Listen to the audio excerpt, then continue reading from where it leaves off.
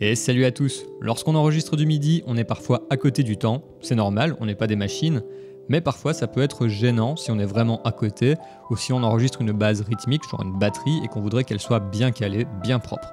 Dans ce cas-là, on va utiliser ce qu'on appelle la quantification. Ça va agir sur le MIDI afin de le remettre sur le temps. C'est hyper pratique et très utilisé. Et pour faire ça bien, il y a plusieurs choses à savoir.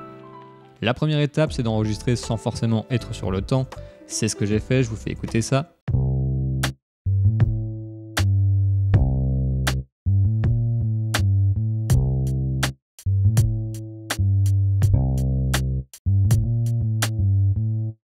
On entend bien qu'il y a des problèmes et on va aller remettre ça. La deuxième étape, c'est de sélectionner selon la rythmique qu'on a jouée.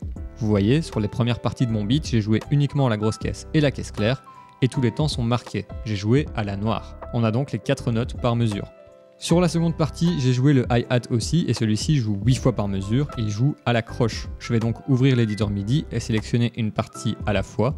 Ici, je vais même faire une coupure à la jonction des deux parties, ce sera plus visuel pour vous pour la suite.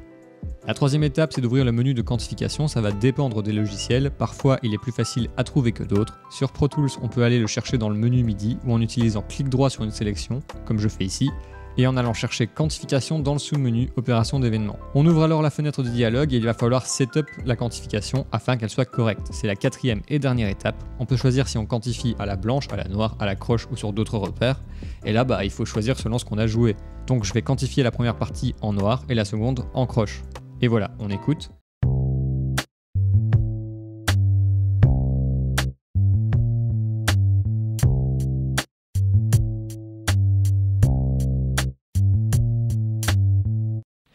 Attention que si on a vraiment mal joué et qu'on n'est pas assez proche du bon temps, vous l'avez entendu, la quantification mettra la note sur le temps le plus proche. Et ça peut donc ne pas être correct. Dans ce cas-là, il faudra simplement aller chercher la note à la main et la remettre sur le bon repère.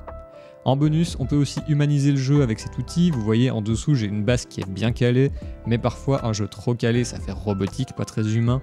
Donc on va utiliser la quantification pour décaler un peu les notes des repères temporels, comme si c'était un humain qui l'avait joué. Pour ça, on choisit l'option valeur aléatoire, on le setup comme on veut et on applique.